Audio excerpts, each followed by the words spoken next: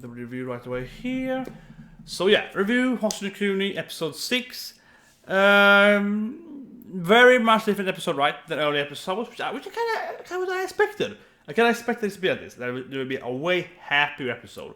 And then of course it's like, we can't have happiness. Yeah, of course in the end it's like, no happiness for you, no happiness for you. Of course that's how it ends. But I think generally this episode is kind of what I expected in that sense, that it will be way more light-hearted, more comedy, but also in the sense that Phos as a character would go more from being life sucks, this is bad, and so on, and it would go more in from that into more positive side, right? Because Phos hasn't really managed to do anything yet, and we kind of have the hero going down and down and down, and to make a story, I would say good and progression good, right? You have to have the hero also have a spike zone whereas you will just be kind of probably bored of it if the hero always has it bad. If the hero is just bad, then it will be boring. And of course, if the hero has it good suddenly and then bad again, that effect is a little more stronger and more new and more impactful.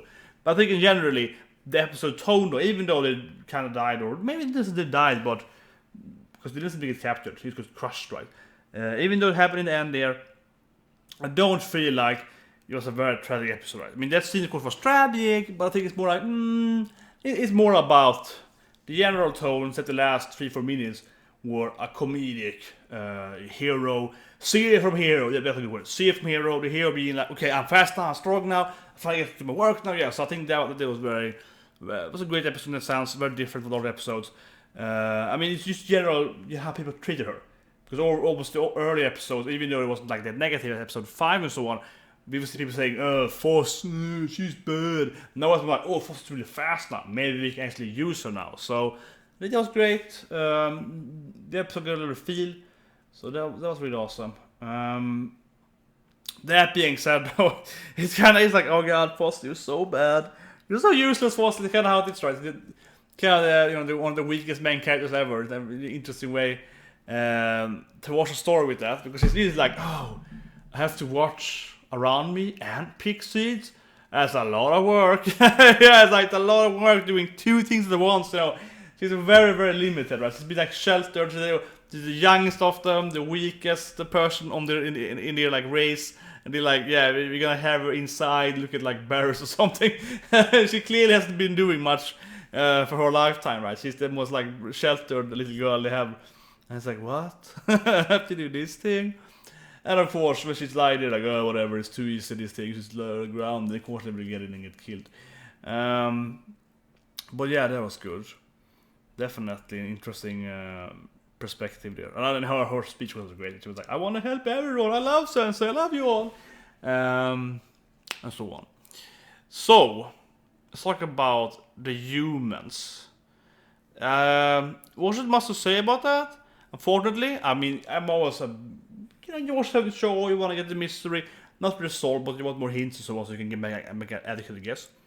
So I don't think that was very lead anywhere.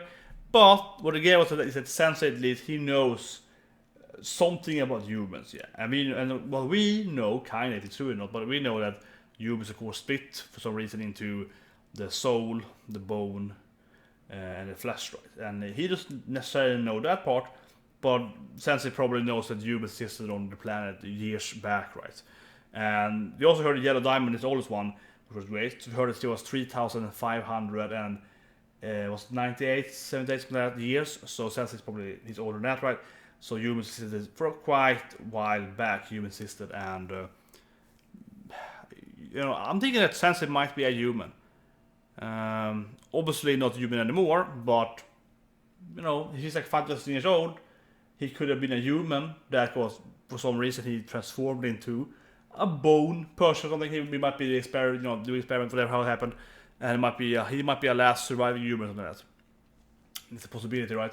He looks more human, and he's not actually any of the different the bone things. The other one's like diamond, so he's just like a person, right, with powers. So that's kind of reasonable. Some theory on that list.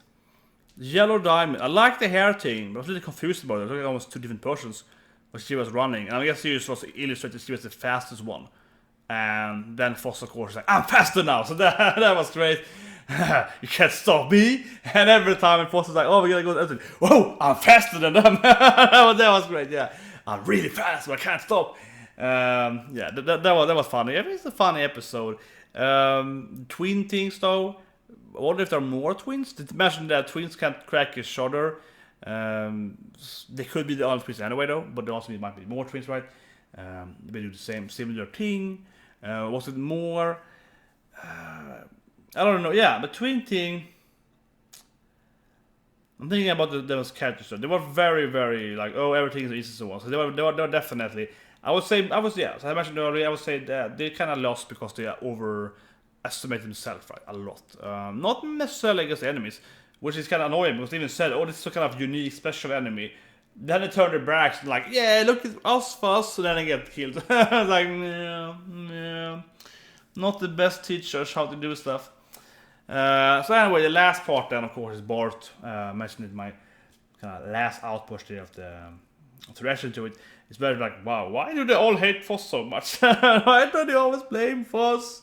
What could she do? But I think it was a good scene because Phos has wanted to do battles since she was, I guess, for 100 years.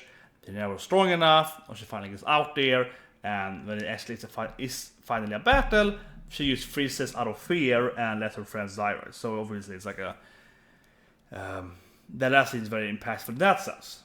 But I think they saved them. My interpretation was they actually survived, right? So it wasn't actually that bad for them. So I think it was more about Phos being like, wait, I am this weak. So this hopefully makes her stronger. And we see it in the preview, she's training out in the snow. So it probably makes her, I have to, learn martial arts, I have to learn Kenjutsu, I have to go out and actually become a better fighter, and then I can do in the streets because I have to be able to help my sisters and so on. I think that's gonna be a part of it, so kind of resolve for her. I think that was mainly the issue for her. Right? She was like, wait, I'm this weak actually, I can't actually do anything. So that was really good actually. Again, not as tragic at all compared to last episode. Last episode was very, very tragic. It was more like a good introspectual, like, wow, I'm actually this weak. But yeah, overall I think it was a really good episode. But I think the last scene, I think they survived. And I want to emphasize again that I think the sad part was more like not seeing them dying, in my opinion. It was more like seeing, we follow this main character and we see her like, I'm useless, realizing how bad she is and stuff. I think that was more sad, like that's depressing again there.